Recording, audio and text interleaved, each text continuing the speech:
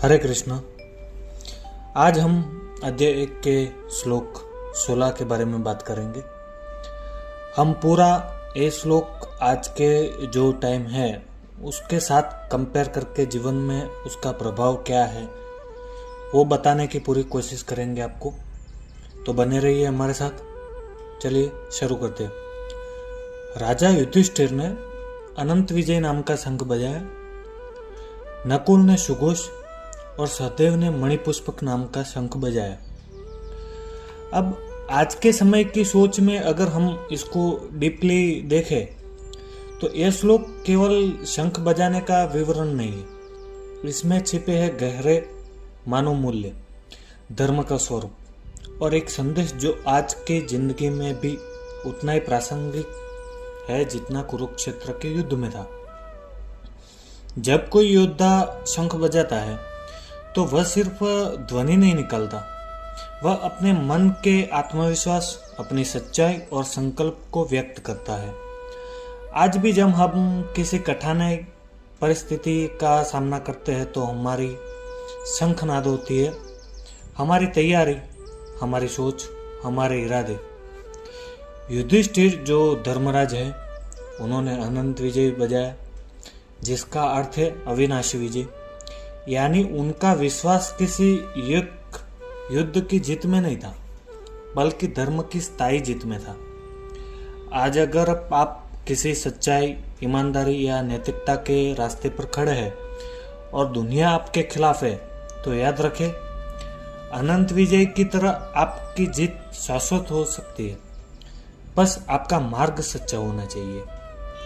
युधिष्ठिर कभी क्रोध से नहीं लड़े, वो शांत, संयमी और न्यायप्रिय राजा थे। उनका शंख अनंत विजय बजाता है कि धैर्य और संयम से भी महान विजय मिलती है। जैसे आज के समय में जो इंसान ईमानदारी और मेहनत से आगे बढ़ता है उसकी जीत देर से ही सही लेकिन स्थायी होती है। नकुल और सहदेव युधिष्ठिर के छोटे भाई थे, शारीरिक और मानसिक रूप के दक्ष थे, लेकिन उनके पास अहंकार नहीं था।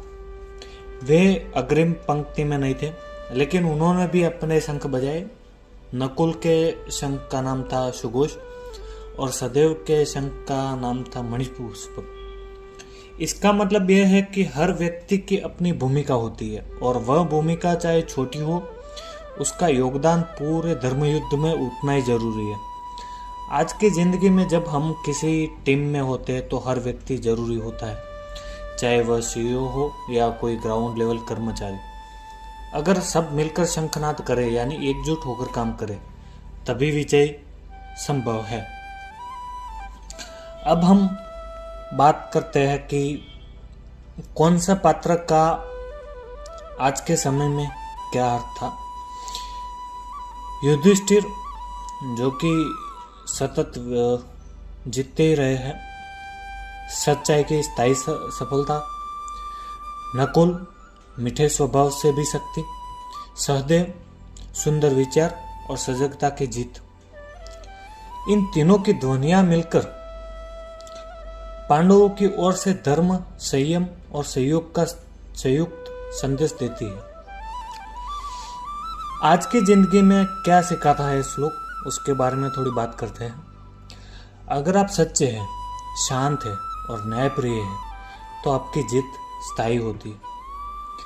युधिष्ठिर की तरह अनंत विजय आपको मिलेगा। टीम वर्क में सबकी भूमिका महत्वपूर्ण है। नकुल, सहदेव जैसे भाई जब साथ हो तो कोई युद्ध कठिन नहीं है।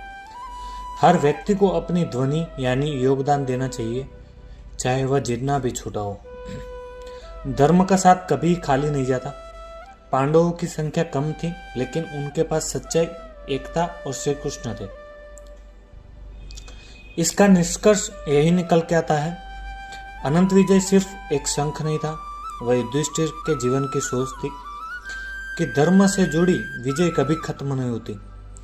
आज भी अगर आप गलत लोगों के बीच अकेले खड़े होते हैं तो डरिए मत, क्योंकि अगर आप सच्चे हैं तो आपका अनंत विजय होना तय है।